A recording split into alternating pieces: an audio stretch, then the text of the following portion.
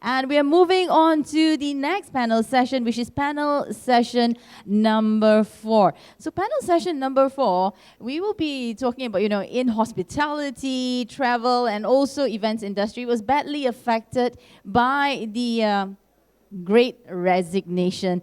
And that happened over the span of 2 years, as some of the discussions earlier during the panel sessions been mentioned, they touch and go a little bit. And as a result, once they've been fired or been offered to change course of career, they have this fear to return back. So this in turn resulted in loss of talent, loss of all the human resources and capacity that we much needed as we enter into the recovery phase. So shedding light on this, I would like to invite our moderator, who is someone who lives by in he has this saying. He believes in increased self-awareness, accelerates professional relations and business success. Okay, just remember this. I think this is very much related to what we're going to talk about today as well. So this moderator we're going to invite up soon has worked with leaders and executives throughout Asia, Middle East, Africa, Europe, North America, and over the span of 30 years. So we have over 30 years of experience all bringing up here for this hybrid event. And at the same time, he is a certified speaker, certified speaking professional, global leadership coach, and is one of Asia's leading sales and service optimizer. So even as it is, he's also authored a book called Winning Clients Loyalty, 7 Proven Practices to Convert Clients into Amazing Fan. Not just a client, but continuously as a fan. So that is something which I think I would like to know more about as well. I'm sure all of us would like to know. So let's welcome the moderator for panel session number 4, Challenges and Opportunities in Human Capital Recovery, Mr. Jonathan Loh, the CEO of Global Success Learning Academy, Sdn Bhd. Let's welcome him on stage. Joining him physically in person, we'd like to invite Dr. Sree Kumar, President of Aci Hospitality Human Resource Association, and Dr. Sree Kunju Raman Nair, Senior Lecturer, School of Hospitality, Tourism and Events, Taylor's University. And joining the panel online, we are proud to invite Mr. Andrew Chan, CEO of Aci HR Solutions. So over to you, Mr. Jonathan Loh.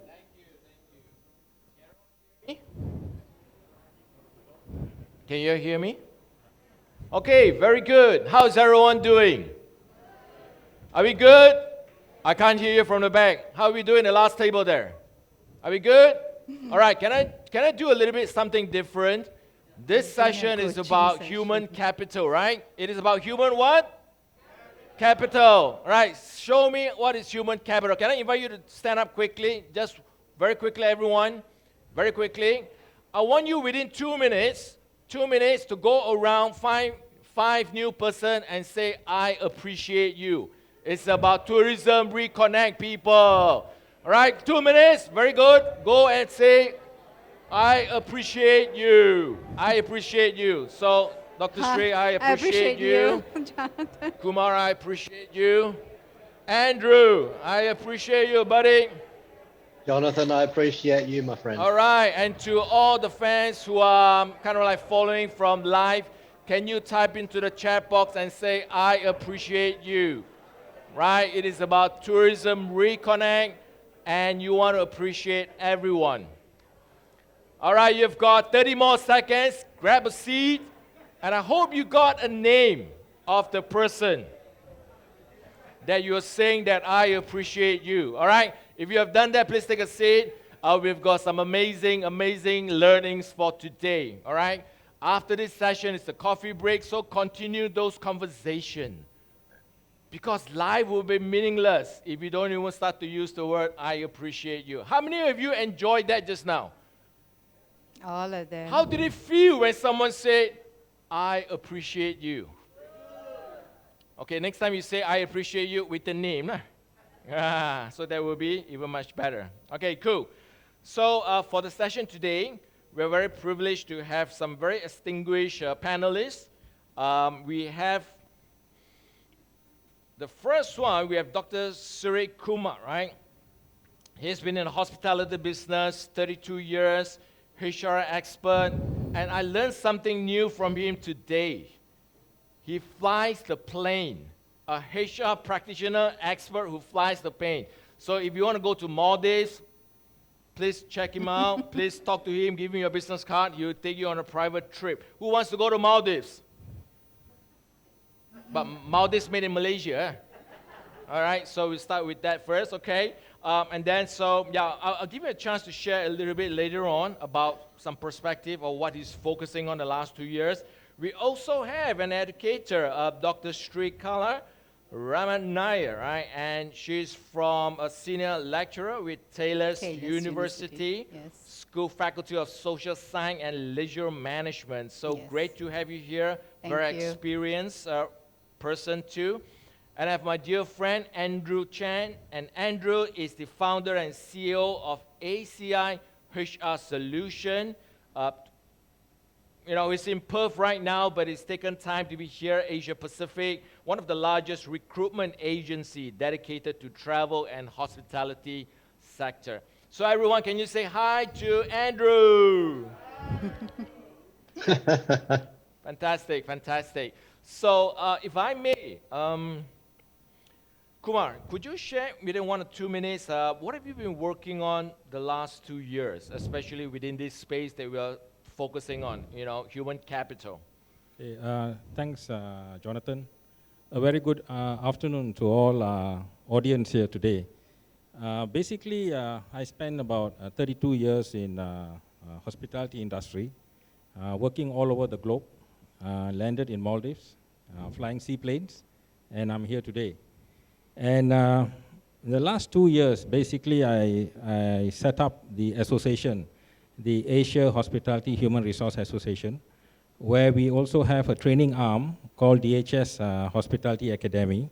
And we train Malaysian youth, and our credo is we can turn around somebody in 48 hours and get them placements. And we have come up with 2 programs. One is the Singapore Industrial Attachment Training Program, and the second is the Malaysian Industrial Attachment Training Program, which has attracted a lot of Malaysian youth from 2016 to now. We have already trained about 2,800 Malaysian youth. Thank you. Wow, amazing stuff you're doing around the region. Thank you so much, Kumar, for sharing that. Let's go to the lady in our group, our panelists. Tell us a little bit about your work at Taylor's University. Usually, I'm in lecturer, and of course, part of the university, we have to do a lot of research. So some of which I'm going to share with you today. So basically, research, lecturing, all those, anything to do with the university. And of course, human capital development is really crucial. Yes. The incoming generation, that's what we're looking at. So thank you for doing Graduate that. employability is one of my topic also, yes. Fantastic, fantastic. What about Andrew? Tell us what has been cooking at your end of your world for the last 2 years. Well, Jonathan, I won't sugarcoat it. Running a recruitment company that specializes in travel, tourism, and hospitality, it's been a rough couple of years, just like I'm sure a lot of the travel operators out there. So for me, honestly, really sort of just keeping an eye on the company and just making sure that we sort of ride through this period. At the same time, obviously, there's been a lot of displaced candidates, displaced workers over the last couple of years. So working with them and as they transition to new jobs, new careers, and offering assistance if they're looking at other industries as well. So we're only just, I guess, very fortunate to sort of start to see the recovery at the tail end of last year and coming into this year. So it does look like the cloud has lifted. We're slowly coming out of it now. Okay, good. Well, I'm sure there's going to be a lot of interesting insights based on your experience the last 2 years. So let's get started, right? Let's get started. I do have a couple of questions, especially when it comes to this area called human capital recovery. We are all affected, but what are your thoughts on some of these questions? So the first one is this, right? So how do you see are the differences of human capital management pre and post pandemic, as we're even leading up to endemic stage now? So perhaps I can get Kumar to start first. Okay, number one, we have to understand that when we have a pandemic, when we have a disease, it is borderless. It can go anywhere. And before COVID, yes, the industry was having the challenge of seeking talent to get employees in. And the second was technology was coming in, like AI and all these things were coming in.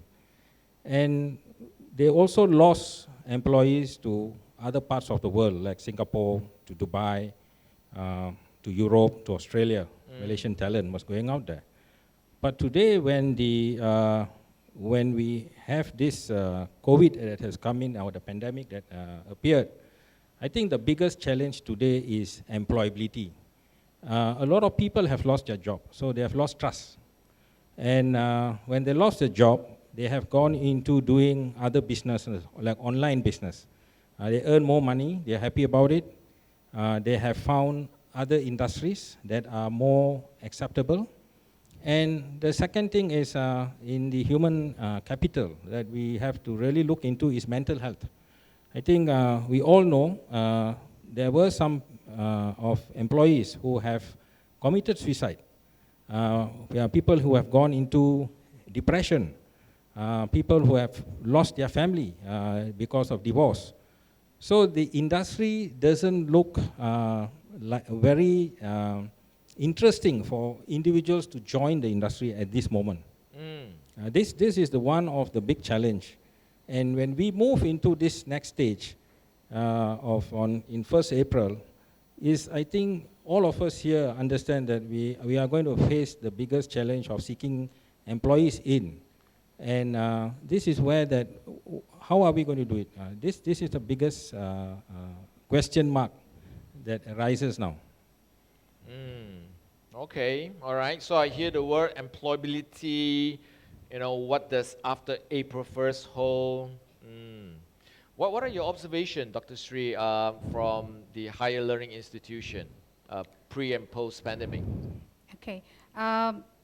The post-pandemic is much more good news coming up. So I have bad news and good news. Okay. So after this post-pandemic, it's good news is coming up. Before the pandemic, of course, tourism industry is booming. Was a booming industry, but now you find it's really starting again, especially with Langkawi bubble opening up. You notice that all the states have been booming with tourists. The good thing that I also found out from this thing is in the human capital part, one of my PhD student is doing a study on succession planning. He was working in the industry, in the hotel industry, and what happened was he was never promoted to higher positions because there was always a foreigner, expatriate, I won't say foreigner, an expatriate there holding up the higher positions. But now his study that he's actually working on is not conclusive yet, he's still working on this study. He found out that because of the pandemic, a lot of international expatriates moved out in the hotel industry, especially. They moved out.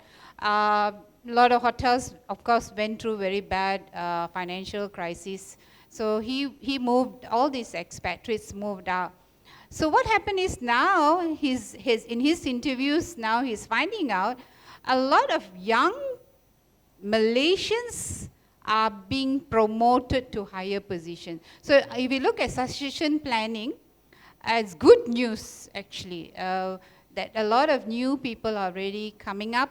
They're all holding higher positions. Opportunities are given to local Malaysian managers. So that sense is a good news in human capital part. Of course, we have bad news also. As you know, as Dr. Sree was saying also, that people don't want to come back to work because after being retrenched out, after being having pay cut, they don't want to come back to the hotel industry, maybe because of bad job security. This phenomena called Great Resignation is a big happening, especially in US, but here is also becoming a prominent impact. A lot of people don't want to go back to hospitality jobs, travel industry job, because the fear that that's the industry going to be worse hit. If there's any change, any problem, that's the industry that's going to be worse hit.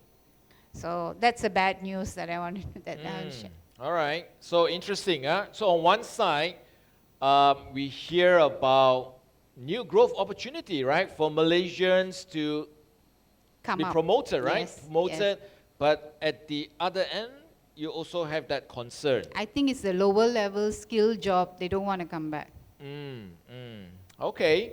So from Kumar, you said about employability. From yours is there's still potential, but people are, not keen, they do not wish to come back for now, I believe, right? Yes. Maybe they're waiting, I don't know. Okay. What about Andrew? Before I jump into what you say, I heard the word called the Great Resignation. Anyone heard of that word? The Great Resignation. A lot of people are leaving the industry. So as a tourism sector now, right? How can we reimagine? So instead of resignation, can we reframe and change the word to reimagination? So any thoughts on that, Andrew, right? Any observation? Do you see that people are reimagining the future post-pandemic now? Or what are some observations you're noticing? Yeah, absolutely, because that's certainly the buzzword, isn't it? And I think a lot of HR practitioners over the last couple of years, particularly now as we enter the recovery phase, like you say, it's reimagining, repositioning themselves in terms of how to actually attract talent back into their organization. And I think what that's going to entail is even more personalization. We've worked for 2 years, a lot of employees and organizations have operated under 2 years of COVID. And what that means is hybrid working from home, and a lot of employees and organizations have worked out that they can actually do some of the roles from home. And there's cost savings there for organizations, and there's also time savings for employees. And I think as we start to recover, as we come out of this, more organizations, more HR is going to have to look at an even more personalized approach and how they actually want to reimagine their organization post-COVID. So the reimagination, it is something that is happening more and more, I guess. Oh, absolutely. In fact, if you haven't put thought into it already now, we're already in March and April coming up, you're already behind. So this should have started probably six months ago, because, I guess with COVID, it was always a matter of when, it's not if, it's when we're going to come out of it. So there should have been a game plan for when we do come out of this from a human capital perspective. Okay. So since you're on this topic, let me jump with the second question to you first, Andrew. So as you mentioned about reimagination, in different regions, the US region, Europe, they kind of like went through different cycle, and we are experiencing that coming, to Malaysia at this point in time. So they probably would have gone through certain opening much earlier than us in Asia. So the second question is this, right? So how do you think the industry should stay relevant in adapting to the challenges and opportunities that is in front of them, especially in human capital recovery? Are you seeing some things in different regions that you work with, something that we can also apply immediately right now? First question to you, Andrew.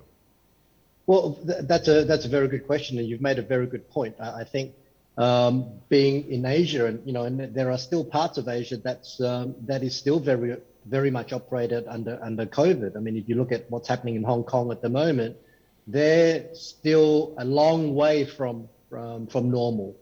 So then you've got regions like Europe and the US that are very much out of it. I mean, all restrictions are gone.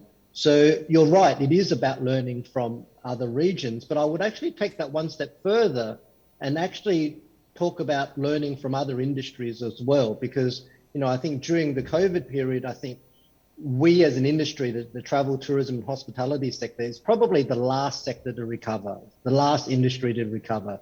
So many of the other industries that that may have been affected would have already come out of that. And I'm not necessarily even just talking about Europe or the US, because even in Asia, there are other industries that have already come out of that have come out of COVID.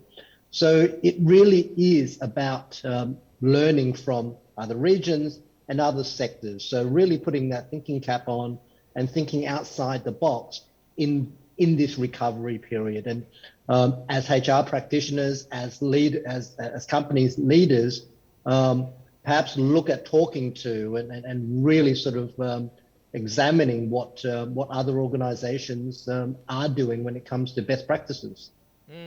Okay, good point, good point. So not only learn from other region, but we can always learn a lot from other industry. And I guess that was how this morning's opening keynote. We got a speaker from E&E and it was talking about semiconductors, how they navigated through the whole process, and perhaps there's something that we can also learn. So what are your thoughts? Anyone would like to go first? Okay. Especially on some opportunities that you see based on what Andrew has mentioned too? Okay, I think one of the first things that what we should really look at is looking at employees as our customer. Okay, this is very important, and we have to define under human capital, if we want to do something different, we have to understand the culture that we have in the organization. This is important, the culture, the talent, and the knowledge of your current force, human capital force. So once you have this, then you will know how you want to deal with your business process, which customer you want to bring in, what type of customers you want to bring in. And then you can have the flow of the process view of service. So how do you differentiate your hotel or your organization from your competitor? So this is, I think, important for us in human capital to look into this area. Thank you. So looking at associates, looking at your team as customer, and just have that customer mindset. Because if you really look at most hotels, I mean, I don't want to mention which part of the world, if you look at the human resource department, is in a basement somewhere. You know, if you look at the staff entrance, is like, you know, is very pathetic. You know, so I think if we start looking at the employee as our customer, then I think we are going to add value to them. You see, it's always in a hotel, it's always two worlds. The front of the house is so nice, and the back of the house is like a war zone, or you know, is somewhere. If you ask where's the human resource department, it's just next to the employee toilet or small room next to a storeroom. I mean, this has to change. You know, this has to change. This is interesting because I do see some organization. I guess we can't really generalize it. Some organizations do it pretty good. You know, based on some that I've seen. When I was first working in the industry, we do call the front and the back, right? That was distinctively different. But now it's really the heart of the house, right? You know, it starts with the pulse, the heartbeat, and some actually do take the associates, the employees as really the key customer. So great perspective. So I'm just curious, Dr. Sree, based on what was mentioned by Andrew and also Dr. Sree, we actually have two Dr. Sree in my panelists, so I have to distinctively make a difference too, right? So Dr. Sree, what are your thoughts? How are the educational system? Is it helpful? Is it positioning students to have that mindset, to be more employee associate centric as you're developing leaders? I don't go more towards the student part because they still haven't entered the industry yet. But I would like to talk on the World Bank perspective. World Bank has this human capital index.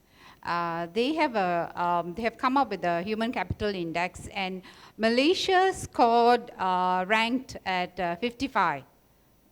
Among all the countries, Malaysia ranked at 55 in the World Bank's measurement. They have in 2018, 2018. So 2018, they have ranked at 55, which showed that not so good kind of thing, because based on that study, based on that report, Malaysia seemed to be more focused on assets than people. Okay, industries everywhere, okay, not just hospitality industry, industries everywhere seem to be more focused on in assets, in building, and all those kind of things. And I can relate to what Dr. Sree here was saying about HR departments. Because for one of my research, I had to go and meet up with HR managers in many hotels, all 5-star hotels. And then you ask them, where's the HR department? It's like, go here, go down, go to the basement, go here. And you see it's in some remote, isolated place is where the HR office is. I mean, some of my experience were like that. So the back room is always not given priority. So if that, even a simple HR department is given very low priority, of course, the World Bank has, what they are saying, that Malaysia focuses more on the front part of the assets and all the deco and the beautification, but when it comes to real people kind of thing is very limited. Okay, the attention towards people is very limited. So I agree, this thing is, it's a lot of like, anak-angkat kind of relationship here going on. Okay, all right. Chicken and egg situation, right? No, anak-angkat. Anak-angkat means like step-children. Okay, step-children, okay. You see, when we talk about human capital, it's basically investing on the employee to enhance productivity. So industry has to understand that human capital is basically, they have to coin it as human asset is invaluable. So this is something that they have to look into. And most of the human resource practitioners, they don't understand human capital. They still think that human resource is being the policeman, checking, okay, why you didn't do this, issue a warning letter. Performance. So this mental, what I would say that the approach has to change. You have to be the salesman. You have to go out. You have to be the counselor. You have to be the coach. So you cannot the function of human resources, right? The human capital. You have to move into this area. More proactive, more proactive. Okay, very good. So I'm just curious, my friends in the room right now, in your organization that you're working with, right? So I just want to make sure we get some interaction. Where would you rate human capital? If you were to put up your, okay, 1 to 10, I get 10, right? So where would you rate it right now? In terms of how your organization value you as a customer, as a great client, where would you rate your own organization? The most priority? Okay, don't have to answer me. You know it in your heart. Right? So whatever number that comes out, right? Whether it is a 5, whether it is a 6, whether you think, whoa, they're doing so well, 7, 10, right? There is still room for opportunity to make that happen. Yes. Right? There's still opportunity. So that's something that you want to look into. Ask yourself, where is your human resource office right now? Because based on what I hear, it is in a very unique places. Right? So something to think about. Anything you want to add here, Andrew, on this topic? No, I agree with the panelists. I think I've always said that if the CFO is the CEO's right hand, then the HR person, particularly now, should be his left hand. That's the importance I see of the role for CHROs and HR practitioners. Okay, great. So something to really take back and start thinking about, look into your own processes. If your HR leader are not here, take back some notes, right? Take back some notes and how you can. Because instead of losing, I do a lot of work in motion intelligence, and the research finds that people don't leave organization. People leave who? People leave the manager. People leave the bosses. But at the same time, people will also stay because of the bosses, because of the manager. It's true. So that's opportunity. All right?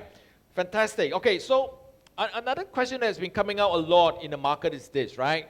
So how can you retain talent with so much conversation around AI, robots, technology, the digitalized era? So how is this a distraction or is this an enhancement for an industry like tourism and hospitality? So let me start with the lady first this round. Dr. Sree. I think I have done a research just last year. This is I did an interview on graduate employability. And one of the key points I asked was about technology. How much technology is being used in the organization.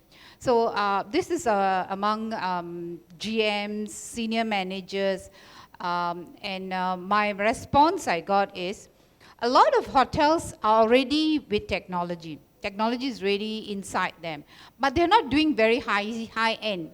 And I think in Malaysia there's no like fly zoo kind of hotels where lots of robots and everything is AI. No, nothing like that yet. But technology is already very much in the system, and it's even if you go to our hotel today, for you to open the door, that you need to use a card, and that's already technology there. That's service automation. Automatically, they're using the card. That's technology. So if you notice in Malaysia, in hotels in Malaysia, all of them have already technologies in there, right? But when you ask these managers, what kind of graduates are you looking at in terms of employability, all of them come back to you with the idea that they must be technology-based. Okay, they want digitalized graduates. Graduates were very good IT savvy, very good with technology. So you find that in the industry, digitalization is it's here to stay. Okay, so there's no way we can move out of that. So this is the need for as you look at human capital or future employees, digitalization, technology, very much needed. And this is their expectation also. This is the expectation from the industry also. So it's very much needed. So you feel that it complements and enhances. Huh? Yes, yes. What about your take, Andrew? What do you think? Is it a distraction? Is it an enabler? Well, Jonathan, if the question is the fear that AI or robotics or digitalization will take up jobs, and I think that's a lot of the conversations that I've had with people with fear around this topic, is the fact that it actually doesn't. So obviously, there are certain elements and roles within the sector that robotics and AI and digitalization will take up. But we've got to think about the fact that digitalization will also be creating new jobs. So the interesting part is we were already heading that way anyway, pre-COVID. And what I've noticed far more are roles that I haven't even heard of 5 years ago, 3 years ago even. So there are a lot of new positions and new roles that are created because of digitalization. So there lies the opportunity. So if our fear is that digitalization or AI is going to be taking up positions, that they may be taking up certain positions, but it's also going to be creating a lot of new opportunities and a lot of new jobs as well.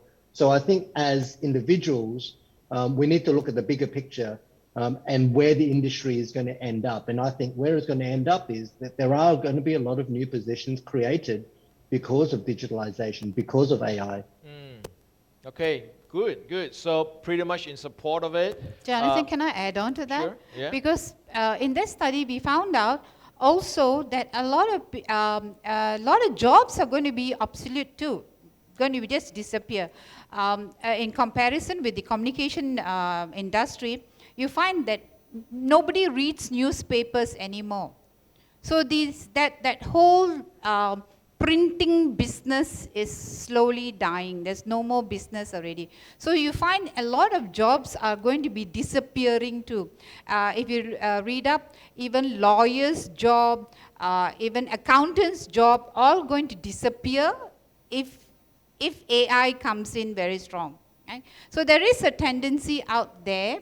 Okay, but when I talk to these human HR, all these managers in the hospitality industry, they said, no way, in the hospitality industry, we need humans. Okay, we need humans because that's the livelihood, that's the backbone of the travel industry. We need people. People is very much needed, but they need people with a lot of technology base. Okay, technology base. Dr. Sree Kumar, what is your take on this? Okay, when we talk about technology, whether it's a distraction or enabler, I would say both. Because when people go to the hotel, or they stay in hotels, or they eat in restaurants, it's basically they're paying for service. Okay, they are paying for the experience. So you cannot, you have to make sure that you have an individual who can manage technology, or to ensure that they do something to ease the situation, but still certain job function is still done by the human. Now, when we look at the industry, if you just break it down, you have the top management, middle management, and lower management, entry-level staff, then supervisors and managers and senior managers. So now, at which stage are we going to play the technology? At what percentage in each stage? This has to be understood. Because from my experience, I know there are some hotel general managers who can't even on the computer. So they have secretaries who do for them everything. So when we talk about this, so it is, you're looking at two things at the same thing. Two extremes, eh? Correct. And sometimes you have employees who are damn good. They are wizards. They can play around with computers, they can do things. But some of them come from the other extreme. So this is something that is debatable. It has to be looked into.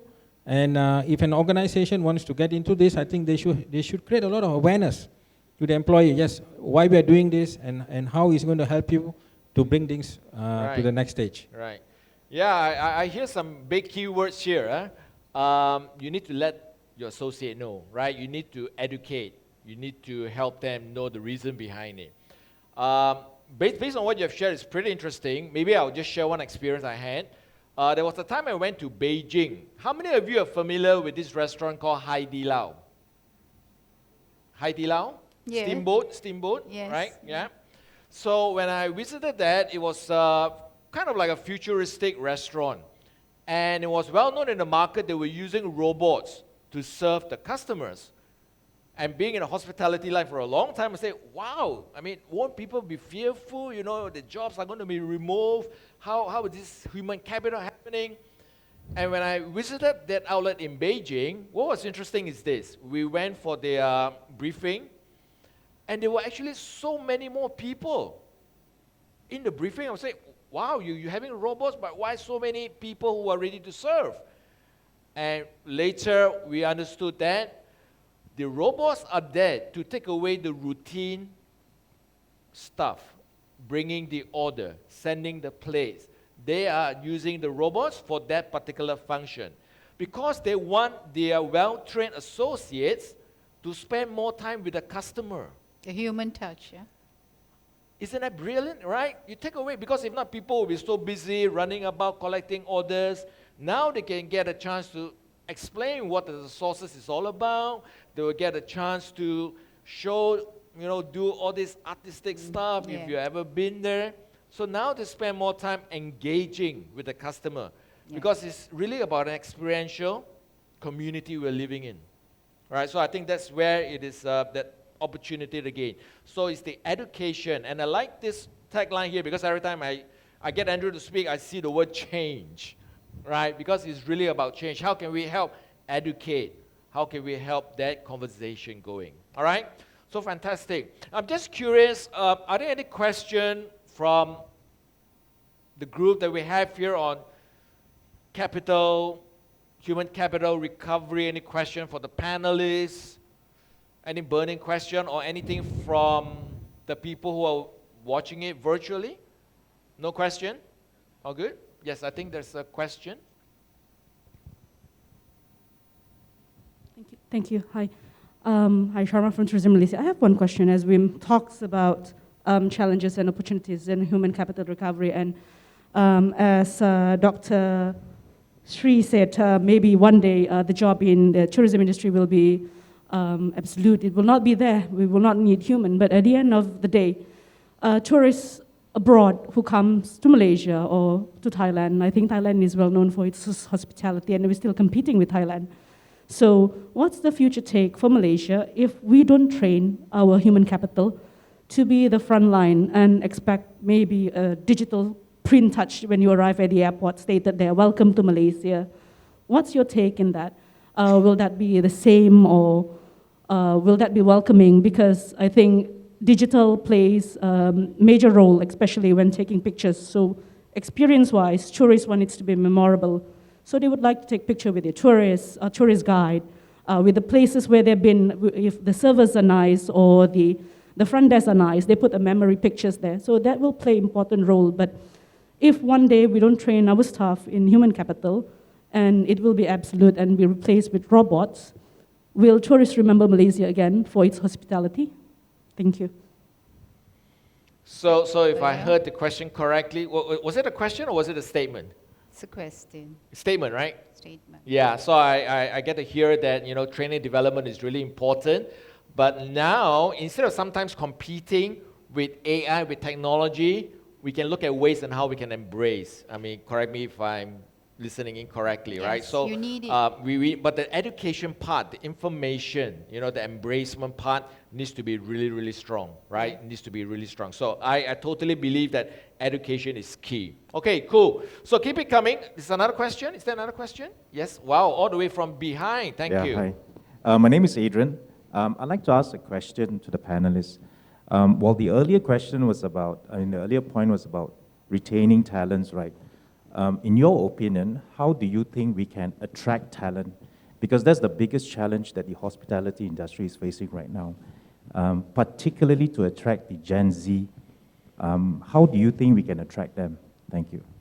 That's a really good question, because that is actually one of my questions. So thank you for asking that.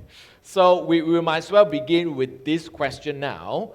So I guess the question is, how can you attract talents, right? Because we have heard of challenges of getting people in different industry. So what are your thoughts, or are there some innovative hiring practices that have helped you to attract talents? Especially for you, Andrew, right? You do a lot of work along this space. Are you seeing anything from other industry or even in the hospitality or the travel trade? Look, I think this question has been around pre-COVID, and I think obviously is multiplied because of COVID and because of what's happened in the last couple of years, and Gen Z is looking at this industry as less favorable.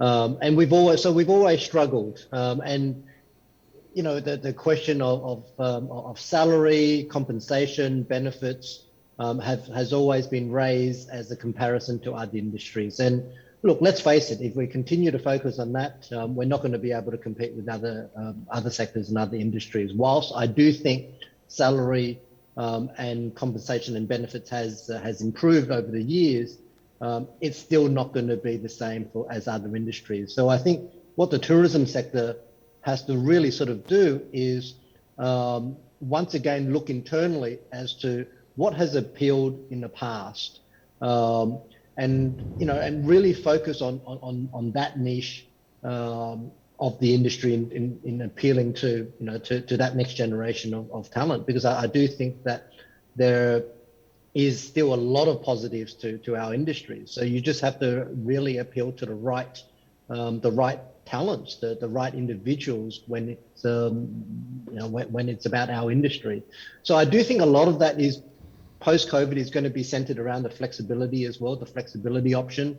and what that industry, what we can offer, the ability to really, in a lot of ways, see the world, travel, interact with, international guests. So you're really looking for the right individuals when it's about, attracting them into our sector.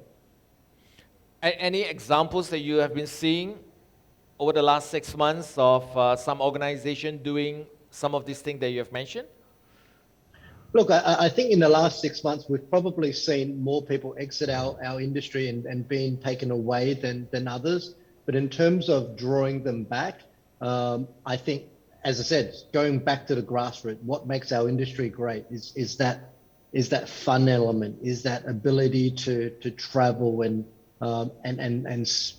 see your hotel. So, I see a lot of hotels bringing that back in terms of its appeal to particularly the Gen Zers, really sort of showing them that fun element, I guess, to our trade. Cool. Thank you, Andrew. What about Dr. Sree? What are your perspectives? What can you do to support the industry, as we begin to rehire and reimagine for the future? I think we as employers and as hoteliers or travel industry people, we need to change our mindset. With Gen Z or Gen Z, I don't know why you need them to be loyal to you. They are not going to be. That's a fact. You have to accept that. Okay, they are totally a different breed of people. They're not going to be like baby boomers or the Gen X. They're not going to be the same. So you have to accept the fact they are going to not be loyal to you. That's their nature. That's their behavior. So you want to attract them. They will come. They want for experience. They will come. They want experience. Just like you, as a customer, you go to the hotel, you want experience. And you want to go to traveling to one place, another place, is basically for experience. They are just like that. They come to your organization for experience. And if they are done with that experience, they just move on. And you have to accept that. As employers, we can't say, oh, you have to work for us for many years. You just have to be prepared that once they leave, another set will come in. And that's an acceptance we have to have as employers, as hoteliers, because if as future goes on, you will find the baby boomers are no more already. Most of you are a baby boomers generation who are holding these businesses, okay? Baby young, but young at heart. Maybe very young at heart, baby boomers. Maybe young at heart, yes. And hoping you guys are having these youngsters who are very loyal. No, you have to change your mindset. Okay, they're not going to change. They are going to be coming with you, stay with you for a while, just to get that experience, just to get that little bit of money, okay? And then they're going to move on, right? So it's just, you have to learn to accept new batches. So what I'm hearing is really creating employee experiences. Yes. Right? What are they looking for? What do they want? Right. They want experiences. Yeah, and just like what our clients want, what our customer wants is experiences, right? With the tourism, I was just talking to some of you, and the stories we shared even from yesterday, last night, from the dinner and the things, is all these stories, all these experiences over the years that makes our industry so amazing, right? So I guess creating this kind of stories and experiences of working and the variety which they can get. It was very interesting. I visited an organization called Zappos in Las Vegas, and they even have a storybook of employee stories that makes people stay. Right, all the amazing experiences people go through, so that, like you say, when a new batch comes, they learn about those history, right, and how it is so amazing. So perhaps our expertise in attracting outside clients, tourists, perhaps we can use the strategy for employees, right, the people that we want to hire. True. Any additional thoughts, sir? Yes, I agree with Dr. Sree here. I just want to add in that rather than you want to attract talent into your place, I think we must go away with the word recruitment. As you can see today, in the WhatsApp, people are looking for waiters, they make nice design, are looking for you and all these things. But I think we should change the mindset in human capital, call it onboarding process, trying to bring somebody on board. So what you need to do? So currently we basically have policies, we have procedures of doing the work, we have job description, job specification, but I think we should look at coming out with guiding principles, how to guide them in the job, how to bring them to the next level, what are the career path. If you work with me, what's going to happen with you in the next 12 months? So this is very important. Because today when we look at the youngsters, they grew up in the era of fast food. So everything they want fast. It is not like our time, now everything is fast food. So their mindset is like fast food, I just want things fast. So if we need to look back at our system in the hospitality industry to see how we can develop and fit in and move this thing to get people to come in. So if they leave, we have the next batch coming in. So I think we should create an onboarding process or onboarding system into the industry. Okay, very good. So I hope you're taking a lot of good notes. Onboarding is one of the key elements. And also learn from the other industry, right? How people are doing it successfully. I see there's a question that's coming up. In Malaysia, we have a talent corp who are trying talent corp. They have been established for many years, trying to bring back talent to Malaysia. But beside that, we also identify that the talent is not just about working at your place. It's where the company needs to provide best environment and best brand. Many young generation today, if you work for Google, they probably stay longer, all right? But if they do not know your brand, they don't feel they are being, they have been working with the best companies, okay? Even that, Google have challenge of keeping people too. So we're talking about even a top big company have an issue of retaining people. And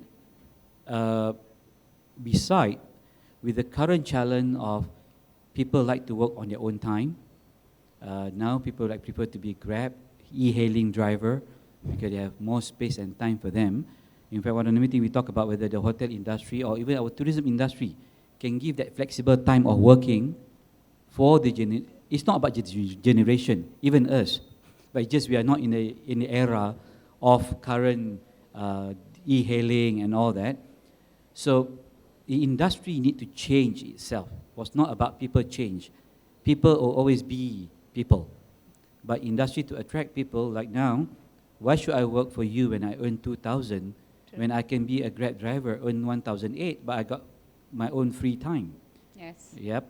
And then why should I come back to the industry like tourism where it's too high risk for me? Okay. So hopefully that what the discussion and what we can take back is how can we actually change our organization into meeting up the standard of today's environment. If you go to many companies today, they even have sofa, making interesting for the young teenagers to work, okay? But many of us are still yet to understand why Wi-Fi is important in the company for the young generation. We still use the old Wi-Fi. They are interviewed that people come to your office and ask, do you have Wi-Fi? That is the first question they ask you when you ask, do you have any question for us? So what I'm trying to say is the environment of the business need to change, in fact, a lot. Yep, that's just my comment. I like to share that. That's true. Thank you know you, why? thank you. Because one of my one of the young graduates I know, working for a lawyer's firm. She's a lawyer, but she said, I can't work for this many years like that. So what she did after working for 1.5 years, she asked the company, can I take a 1-year gap? Where do you want to go? I want to go to New Zealand. What do you want to do? I want to go pluck apples and potatoes and pluck potatoes. So the company said, yes, go ahead. 1 year gap year we give you. And she came back after 1 year, joined back the same company. See, what is happening now? youngsters are going to move, but you need to be flexible enough to allow them to come back also. They want to have that experience traveling, working temporarily. Like I said, go pluck apples in New Zealand. I mean, who would think like that? You're a lawyer already. You're already getting good. What is this? You want to take a gap year? But this is the Generation Z that we are talking about.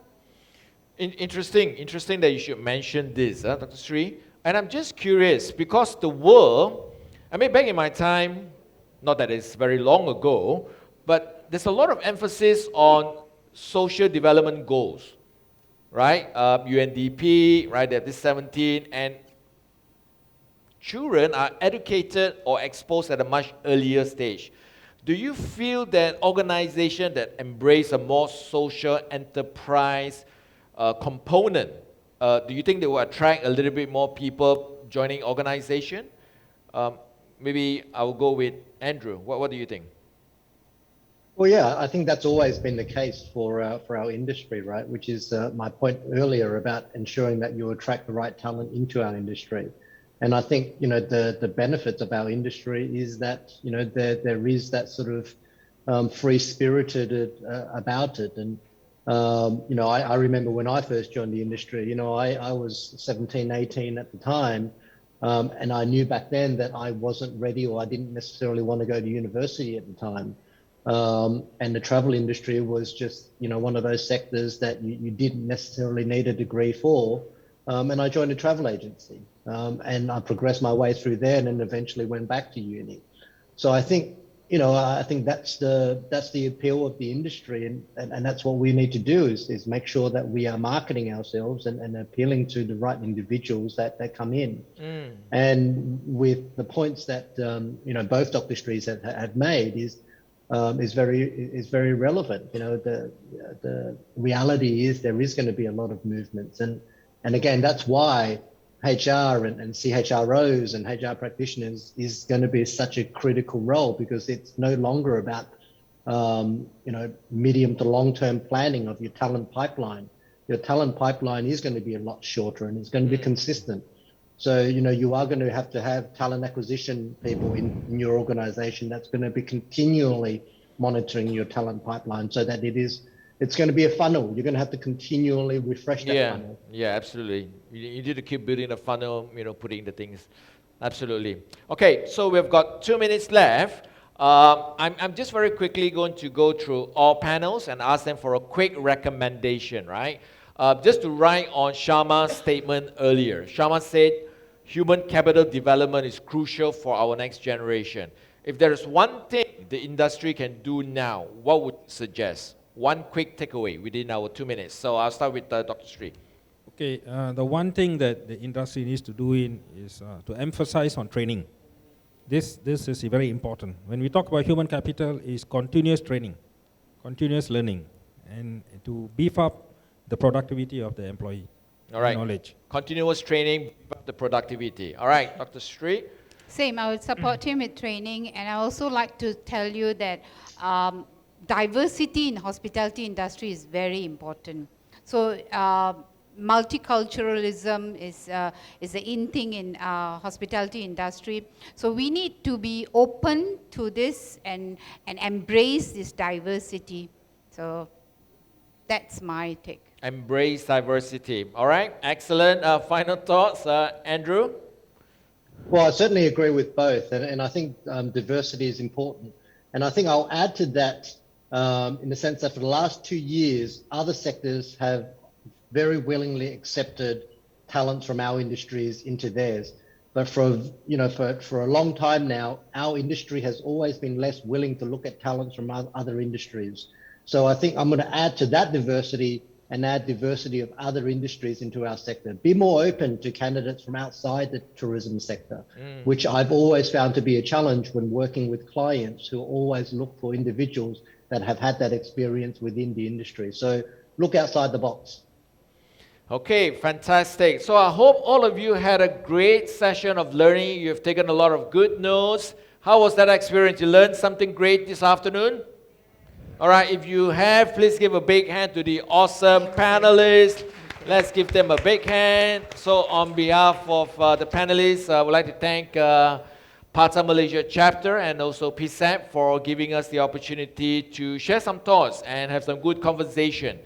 And just as a final reminder, remember to say, I appreciate You. That's right. All right. Thank you so much, my friends. Thank you, Pass Jonathan. back to the MC. All right, that was really refreshing. A big thank you to our moderator, Mr. Jonathan Low, and of course, member of the panel, we have with us Dr. Sree Kumar, Dr. Sree Kala. You can have a seat now. And also, we'd like to thank Mr. Andrew Tran, who joined us online.